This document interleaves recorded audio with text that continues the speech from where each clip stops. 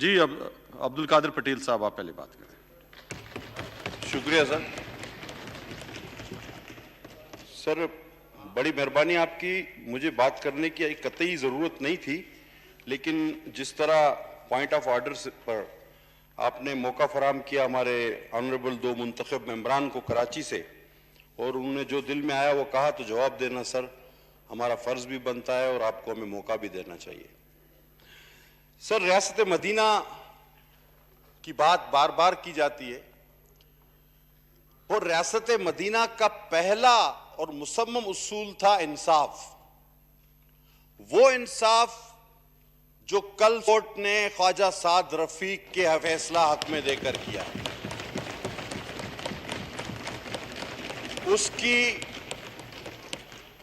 उस जजमेंट का एक एक हर्फ पढ़ा जाए, वो जजमेंट कंक्लूड करती है कि नैब न्याजी गठजोड़ अभी तक ये निजाम चला रही है, वरना कब का गिर चुका होता।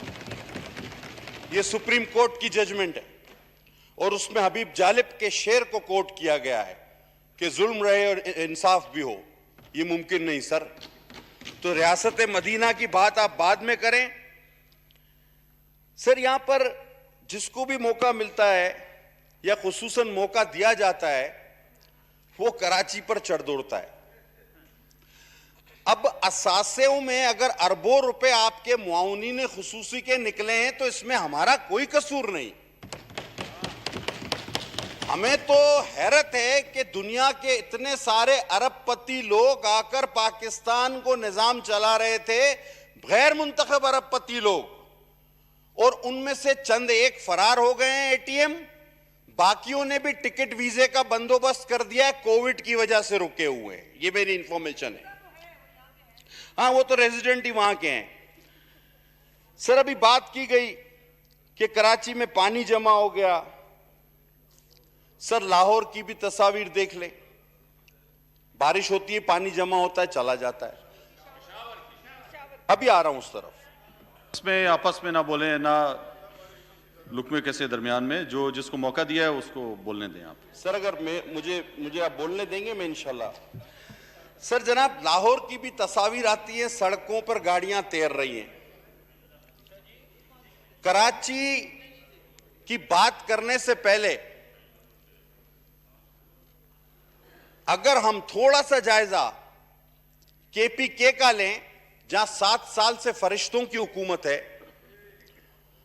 तो वहां पर वजीरे दिफा के अपने गांव के स्कूल में गधा बंधा हुआ तस्वीर मेरे पास मौजूद है। अब आप बताएं कि बीआरटी से लेकर मलम जबा इलेक्शन कमीशन पर आपकी दरख्वास्तों से दरख्वास्तें और पैर मिन्नतें पकड़ना के फैसला ना करना, मैं किस किस मौजू पर आपसे बात करूं। सर, ये कप्तान जहाज गिरा देते हैं ना, और अल्लाह करे दुश्मनों के गिराते रहे, तो हम बड़ी इनको शाबाश देते हैं। इस कप्तान ने पूरे पाकिस्तान की मईशत गिरा दी, इसको किसी ने शाबाश नहीं दी। आज हमारा हाल यह है कि राहुल गांधी इंडिया की कांग्रेस में मोदी को इंडिया का इमरान खान कहता है। यह स्टैंडर्ड बन गया है हमारा, यह सिंबल बन गया है। ये रिकॉर्ड की बातें आप चेक कर ले। सर, इस नई हुकूमत ने रिकॉर्ड तोड़ मंसूबे बनाए। सर, 22 महीनों में 100 नई यूनिवर्सिटियां, 50 नए अस्पताल, 300 नए डैम, और टोटल खर्चा 10 MB of internet. 10 MB of internet, ये इतने छोटे से खर्चे में बन गए। और जनाब आली, अभी जो मेंबरान बात कर रहे थे, खुदा की कसम ये कल तक काउंसलर का भी इलेक्शन नहीं जीतते थे, और मुझे पता है ये जीतेंगे भी नहीं आइंदा। कोई डक्कन चोर के नाम से मशहूर है कराची में, तो कोई पानी बेचने वाले के नाम से मशहूर है। ये एक्सपंज किया जाता है जी, ये लफ्ज आइंदा भी कोई इलेक्शन नहीं जीत सकते। ये पहले कहते थे कि हम गैर सियासी लोग हैं। इन्होंने अपने लोगों, अपने गिर्द लोगों को जमा किया कि जी हम गैर सियासी लोग हैं, और उसके बाद अचानक उन बच्चों को लेकर फिक्सिट से पीटीआई में छलांग लगा दी। ये गैर सियासी लोग थे और ये हर आदमी, इनके पीछे एक हिस्ट्री है और वो हिस्ट्री है जो यहाँ दोहराई नहीं जा सकती। जिस तरह इस मुल्क के वजीर आजम की हिस्ट्री सिर्फ किताबों तक है, वो यहाँ दोहराई नहीं जा सकती। बहुत शुक्रिया जी, बहुत शुक्रिया जनाब अली। और एक और बात सुन लें, बस आपने हो गई जी, बहुत लंबी बात हो गई कहूं जी। जनाब मौलाना अब्दुल अकबर चित्राली साहब बात करें जी, हो गई बात जी, बात पूरी कराएंगे, हो गई बात जी। जी जी अब्दुल कादिर पटेल साहब 1 मिनट में बात मुख्तसर करें जी, आगे भी एजेंडा भी मैंने चलाना है और लोगों ने भी बात करनी है। हाँ, वो अब एक मेंबर बेचारा क्या कह रहा था कि उसको ट्रांसपोर्टरों से शायद किसी को खर्ची चाहिए। वो भाई, हम नकवी वाले से पैसे लेने वाले नहीं हैं, हम उससे खर्ची लेने वाले नहीं, हम जहांगीर तरीन से खर्चा नहीं। सर एक बात पे खत्म करूंगा सर, एक डाकुओं का सरदार था, वो बड़ा ईमानदार था सर। वो क्या करता था, डाकू जब सारा डाके का माल लूट के लाते थे वो सब में बराबर तकसीम कर देता था, खुद कुछ नहीं रखता था। डाकू उसका इस खूबी की वजह से सारा खर्चा उठाते थे। बाहर जाना हो, जहाज में जाना हो, घर खरीदना हो, गाड़ी खरीदनी हो, ये डाकुओं का सरदार आज हम पे मुसल्लत है। ये मिसालें आप डाकुओं की यहाँ पे ना दें, यहाँ पे ये वाली मिसालें ना दें आप, ठीक है? सर मैंने किसी का नाम नहीं लिया है, मैंने किसी का नाम नहीं लिया। कोई बात आप नहीं करें किसी के अभी सर आखिरी बात जी। अब्दुल बस आपकी हो गई जी बात, आपको पूरा मौका दे दिया जी। जी आलमगीर खान साहब। कल मैं खुद कराची में एहतजाज के लिए एक सड़क पर बैठा था ट्रांसपोर्टर्स के साथ, और सिंध में इस वक्त प्रॉब्लम यह है कि बैनुल सूबाई ट्रांसपोर्ट वो बंद की हुई है। बाकी तमाम सूबों में ट्रांसपोर्टर्स को इजाज़त है इंटर प्रोविंस ट्रांसपोर्टेशन की। सिंध में ये बंद की गई है पिछले कई माह से, और 12 मीटिंग्स की गई मिनिस्टर ट्रांसपोर्ट के साथ, वजीर आला के साथ, सेक्रेटरी के साथ, और उन्होंने प्रेस क्लब पे भी एहतजाज किया, लेकिन कोई नतीजा नहीं निकला। और फिर बिल आखिर हमें सड़कों पर आवाज़ बुलंद करना पड़ी इन लोगों के साथ। तो एक तो आप और वो ट्रांसपोर्टर्स SOPs के तहत हर कानून फॉलो करने को तैयार हैं। जो SOPs बाकी सूबों में फॉलो की जा रही है, सिंध में भी वो तैयार हैं इसको फॉलो करने को, लेकिन फिर भी इजाज़त नहीं दी जा रही।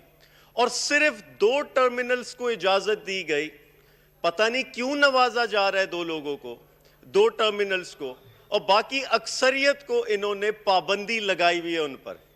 अभी हाल ये है कि कराची में बाहर से तो गाड़ी आ सकती है दूसरे सूबों से, यानी कोरोना दूसरे सूबों से आ सकता है, लेकिन कराची से कोरोना ना जाए। ये कौन सी अक्ल है?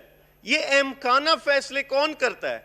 और फिर कराची से 50 किलोमीटर दूर बसों को रोककर वहां से अवाम को जाने दिया जाता, और पुलिस उनको तंग करती, रिश्वतें लेती उनसे। और कोर्ट के ऑर्डर्स हैं कि यकसा पॉलिसी बनाई जाए कोरोना के लिए। आपको मालूम है, आपको नहीं मालूम कि कोरोना का इख्तिताम कहाँ है? ये 1 साल में, 2 साल में, 5 साल में खत्म हो, नहीं पता आपको। आपने इस वबा के साथ जीना है तो SOPs बनानी है हर बिजनेस सेक्टर के लिए, हर प्राइवेट सेक्टर के लिए। ये ट्रांसपोर्टर्स आज SOPs फॉलो करने को तैयार है, लेकिन समझ ये नहीं आती कि वजीर ट्रांसपोर्ट सिंध, उनको शायद ईद की खर्ची चाहिए कुछ टर्मिनल से, कुछ ट्रांसपोर्टर से, उसके लिए ये ड्रामा रचाया जा रहा है। और सिंध में एक रवैया बना लिया है कि जब तक सड़कों पे नहीं बैठेंगे, जब तक आवाज नहीं बुलंद करेंगे, जब तक ब्रेकिंग न्यूज नहीं चलेगी, तब तक सुनवाई नहीं होती। मीटिंग्स का ना कोई नतीजा निकलता, ना कोई एक्शन होता। दूसरी चीज जनाब स्पीकर, कराची की 30 मिनट की बारिश होती कराची में, 30 मिनट में 12 साल की कारकर्दगी सब सड़कों पर आ जाती, नाले नदियों में सारी कारकर्दगी निकल के सामने आ जाती। ये 12 साल की एडमिनिस्ट्रेशन है इन लोगों की। वो आज हाल ये है कि मेयर कराची पैसों के लिए रोता है कि सफाई के लिए पैसे दिए जाए। सिंध हुकूमत ने पैसे देने, वर्ल्ड बैंक नाले की सफाई के लिए इमदाद भेजता है कराची के लिए। कराची के नाले चौके पूरा साल कहां थे ये लोग? सफाई एक मुस्तकिल रेगुलर अमल है, पूरा साल ये इदारे कहां थे इनके? सॉलिड वेस्ट मैनेजमेंट कराची में अगर काम कर रहा था तो कचरा नालों पर क्यों आया? ये सारे नाले की निकासी समंदर में जाकर होती है और हमारी स्पीशीज मुतासिर होती समंदर में। आपने कानून तो बनाए सिंध असेंबली में सफाई के खिलाफ 144 की दफा अगर कोई कचरा फेंकता है, लेकिन इन्फोर्समेंट नहीं है, इंप्लीमेंटेशन नहीं है। मकसद यह है कि कचरा करने में सिंध हुकूमत का हाथ है और इन्होंने इस शहर कराची में गंदगी फैलाई। ये ना उठा सकते और ना लोगों को पाबंद कर सकते हैं। दूसरी सबसे अहम चीज ये जनाब स्पीकर, जिसके लिए मैंने रेजोल्यूशन भी सबमिट कराई है, मैं चाहता हूं यहां जितने गवर्नमेंट फंक्शनरीज हैं, हम सब जो एमएनएज हैं, हमारे बच्चों को सरकारी स्कूल में एडमिशन दिया जाए, हमें पाबंद किया जाए कि हमारे बच्चे सरकारी स्कूलों में हो। वजह यह है सिंध में पिछले 5 साल में 6000 स्कूल बंद हो गए, 60 लाख बच्चा तालीम से महरूम स्कूल से बाहर है। जब तक हमारे बच्चे सरकारी स्कूल में नहीं होंगे, निजाम बेहतर नहीं होगा। मैं पूछूंगा इनसे, शिकारपुर के एमएनए से पूछूंगा कि शिकारपुर के स्कूल की हालत क्या है। ये टंडो मोहम्मद खान के एमएनए से पूछूंगा कि वहां के स्कूल में गायें बकरे भैंसे क्यों बंदी हैं जब इनका अपना बच्चा वहां पढ़ेगा। अपने बच्चे तो प्राइवेट स्कूल में पढ़ते हैं और सरकारी निजाम का तबाहशुदा हाल है। ये मैं इसलिए कह रहा हूं कि 30 साल से ये सूबाई और वफाकी हुकूमतों में रहे, तालीम के निजाम के जिम्मेदार रहे, इनसे सवाल किया जाएगा और मैं उम्मीद करता हूं ये हाउस इस रेजोल्यूशन को सपोर्ट करेगी। सिंध में 18,000 स्कूल्स में पीने का पानी नहीं है, 20,000 से ज्यादा स्कूल्स की बाउंड्री वॉल नहीं, प्ले ग्राउंड नहीं, वॉशरूम्स नहीं। ये हाल है इस सूबे का और इसमें बलूचिस्तान का भी बुरा हाल है, उनकी भी मैं बात करूंगा। वहां भी तालीमी निजाम का बेड़ा गर्क किया गया। जरूरी है हम जितने गवर्नमेंट फंक्शनरीज हैं, हमारा इलाज भी सरकारी हॉस्पिटल्स में जी आलमगीर खान साहब मुख्तसरन अपनी बात मुकम्मल करें जी। मुख्तसर मकसद आप ये अपनी जो आपने बात करनी है मदीना की फलाई रियासत की बात हम सब करते और उसके लिए रवा दवा कोशिशें जारी हैं। सबसे अहम इसका बुनियादी बात यह कि जब तक हम खुद से शुरू ना करें, गरीब की बात हर कोई करता, गरीब की जिंदगी गुजारें हम सब।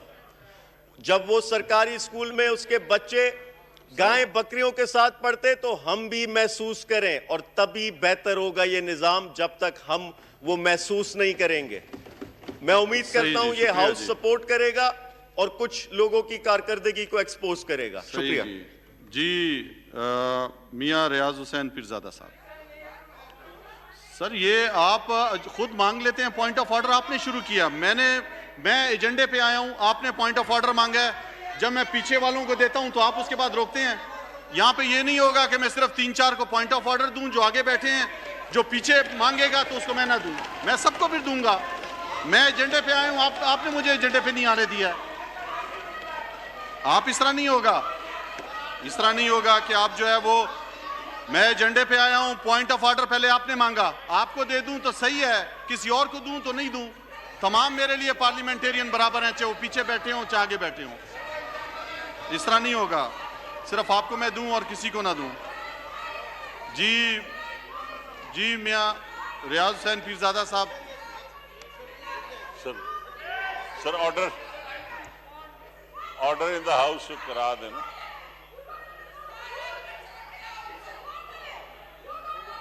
मैं जब आया हूं, आपने पहला पॉइंट ऑफ ऑर्डर मांगा है मुझसे, पहला आपने मांगा है मुझे।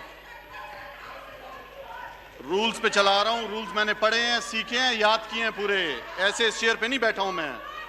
सिर्फ आपको रूल नहीं आते, आप ये मत कहें कि आपको आते हैं रूल सीख के इस चेयर पे बैठा हूं मैं।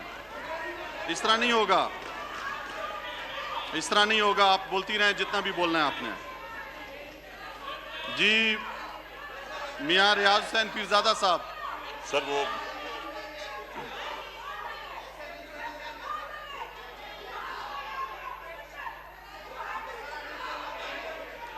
अपोजिशन को जितना मैं मौका दे रहा हूं, आपको दे रहा हूं, आपको पहले दिया है, उनको दिया है मौका, हर एक को मौका दिया है।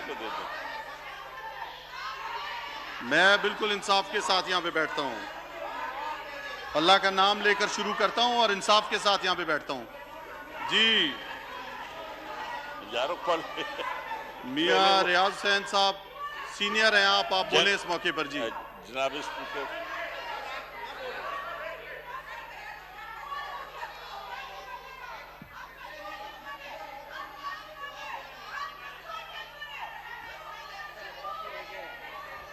जी जी जी राजा परवेज अशरफ साहब बात करें आप। सर कादर पटेल को दे दे 1 मिनट। इस तरह नहीं होगा कि आप सारे इकट्ठे हो जाएं और इसको दें, जोर जबरदस्ती नहीं होगी। मेरे पास जो लिस्ट आई है उसके हिसाब से दूंगा। रियाज पीरजादा साहब नहीं करना चाह रहे बात। जी कोई खौफ नहीं है, आपको हमेशा मौका दिया है, किस चीज का खौफ है?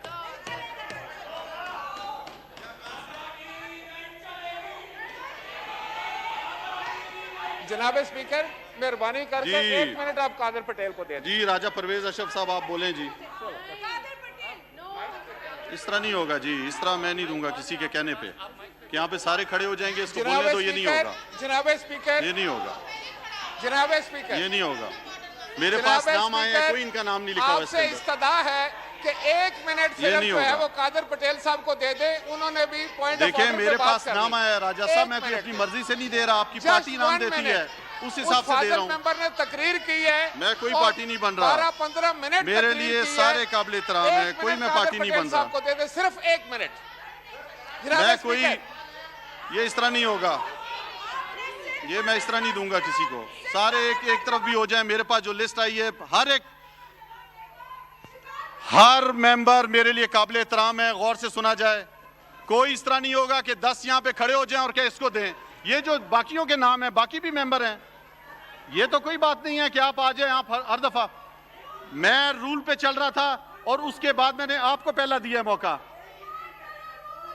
रूल फॉलो कर रहा हूं, रूल फॉलो कर रहा हूं, रूल फॉलो कर रहा हूं मैं। चीखने से रूल फॉलो नहीं होते हैं। कोई रूल की खिलाफ वर्जी मैंने नहीं की है, कोई रूल की। ये इस तरह नहीं आप करें। देखें शाइस्तगी के साथ चलने दें इस हाउस को, इस तरह नहीं करें आप। राजा परवेज साहब आप सीनियर हैं, इस तरह मैं दूं कि कोई भी इकट्ठा हो जाए मैं दे दूं, तो मैंने एक और मोअज़्ज़िज़ मेंबर को दिया, उसको जबरदस्ती बिठा दिया आपने। ये तो कोई बात नहीं है। मैंने राजा रियाज साहब मियां रियाज हुसैन पीरजादा साहब को दिया और आपने उनको बिठा दिया। वो भी सीनियर हैं, 5वीं 6ठी दफा वो भी मेंबर बने हैं, तो दे रहे हैं, मैं उसके बाद दूंगा उनको, तो दूंगा ना आपको मैं टाइम। इसके मैं आपको दे रहा हूं, आपको दूंगा, चांस दूंगा। आप बैठे हैं, आपको मैं चांस दूंगा। इस तरह नहीं होगा कि आप जबरदस्ती कहेंगे कि इसको दो मैं उसको दूंगा। मैं नहीं दूंगा इस तरह, मैं नहीं दूंगा इस तरह, नहीं दूंगा, बिल्कुल नहीं दूंगा इस तरह। मैं हाउस को सही तरीके से चला रहा हूं, लेकिन इसका ये मतलब नहीं है कोई जोर से चीख कर जबरदस्ती बोलेगा मैं उसको दूंगा। इस तरह नहीं दूंगा मैं।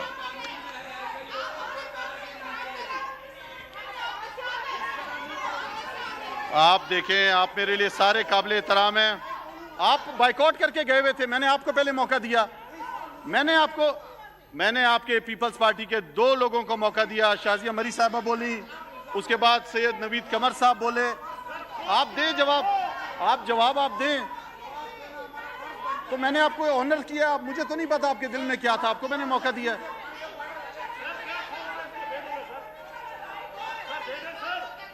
मैं दे रहा हूं, आप उन्हें बैठे मियां साहब बात करेंगे, उसके बाद आपको दे रहा हूं, तो आपको दे आपको मौका दूंगा, आप बैठ जाए। सर ये इस तरह नहीं होगा सर।